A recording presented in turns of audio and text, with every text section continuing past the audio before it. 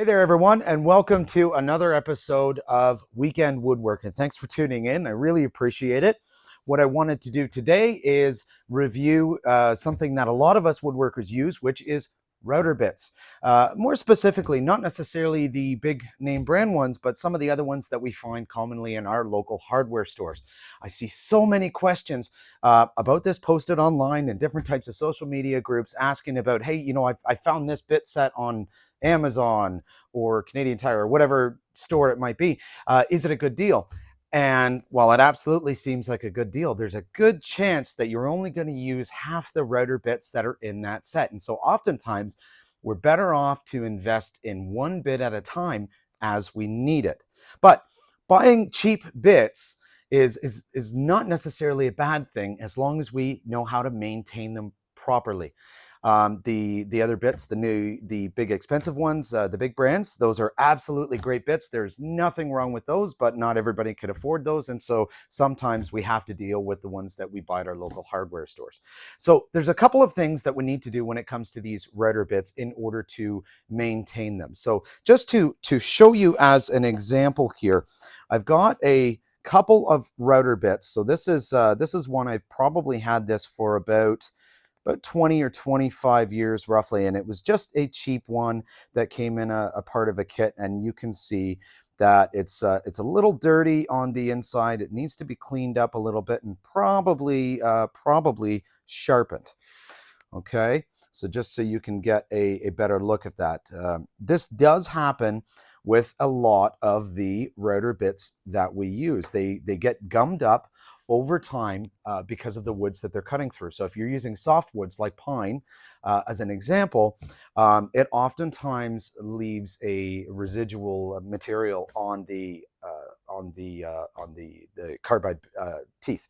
And so as a result of that, we need to clean it off every now and then. So one of the things that I've done, I learned this a little while ago, and it's actually worked out really, really well. I was actually surprised how well it worked, is I would take a bit like this, and what I would do is boil some water, set a bit like this into a pot or a pan, whatever will allow enough water to cover the entire bit. And then once the water is boiling, so I'm going to put this in the bottom of that pot, I'm going to pour boiling water around it. And then as soon as that's poured in, I'm going to completely cover this bit in baking soda. And what's going to happen is over time that baking soda is going to oxidize or whatever it does, and it's going to loosen up a lot of this material. And so when it loosens that up, that gives us the ability, so once the water is cool, we can take the bit out of the water and just get like a nylon brush or something and just scrape this residual stuff off. So that's one that I haven't cleaned yet. But this one, it actually gets used more than the other one does. This is one of the bits that I had in there. And as you can see, the carbide in comparison is much, much cleaner. So it actually does an incredibly good job. Once we clean these up, the next thing we're going to want to look at doing is sharpening these to make sure that we've got a nice edge. And to do that, so especially if we're using a bearing bit like this, grab your Allen key, and we're going to loosen this this screw off, and then we're going to take this screw off. Now be careful, because with this screw holding on the bearing, oftentimes we've got a lock washer and a flat washer there. We don't want to lose those pieces. Okay, so we're going to set them somewhere where you trust, where you know where they are, and then we're going to pull our bearing off as well. And this actually gives us an opportunity to clean out the underside of our bearing, which, as you can see here, is something that I've already done. Now that we've got this out, we need to sharpen it. Now, it can be really difficult to use common things such as water stones and whatnot. So I use a kit that I just picked up off of Amazon, and it is a diamond sharpening kit. And now that I've got the bearing off, I simply put the bit flat onto here and just run it back maybe about 5 times or so on each side. We're going to rotate that over, and then we're going to go the same thing, and we're going to do another 5 passes. Then we can put this down. This is where, as you can see, there's still some dirt that comes off of these, but now we've got a nice sharp edge. Now you can also use it to kind of clean up these edges a little bit, so long as we're able to match the point. But you want to be very, very careful with doing that. Preferably keeping this portion here clean, we're going to be more so reliant on the water and baking soda combination. So that's just a suggestion of how to maintain some of the router bits that you might use. Now, what you'll see is I have quite the collection of router bits here, and I've got orange and green and yellow and black and red and, you know, all the colors of the rainbow.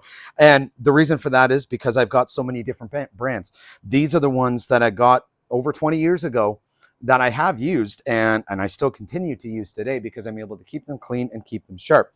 But there's other bits that I have bought along the way that I've used as well. I think I've got some CMTs and some Lee Valleys. I even tried a shaker rail and style bit set from, I think it was Yonico, I believe. I got them online in any case. Not always a highly rated brand, but they do work well. They've actually served a purpose really good. So all kinds of different brands, as long as you get the ones that work for you, that's what matters. They don't have to necessarily be a set. But what you do have to be aware of are bits like this one.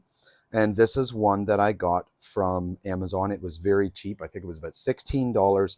I would never buy bits this cheap again. The carbide is almost half as thick as a lot of the other bits, which makes me question even how well they're held on here. So I don't use these bits. I just, I have them in my little stash here just because I haven't done anything with them yet. All right. And then of course, how I store my bits. So oftentimes these kits will come in cases. Single ones have their own cases, but I opted to get a foam liner like this with holes for the 1/2 inch and 1/4 inch shanks to keep them stored. And on the back side, it actually hangs onto my French cleat wall, so it's nice and handy and accessible for my router when I need it. Okay, so that's just a few tips about using everyday router bits, how to maintain them, how to sharpen them. Whether it's a cheap set, whether it's a good router bit, we still have to maintain them, right? We still have to clean them off. We still have to sharpen them. So you can use the exact same method in any of those cases. All right. Thanks very much for watching. I really appreciate it. If you wouldn't mind, hit the like button down there and subscribe to our channel, and we'll be back with more videos going forward. Great to see you.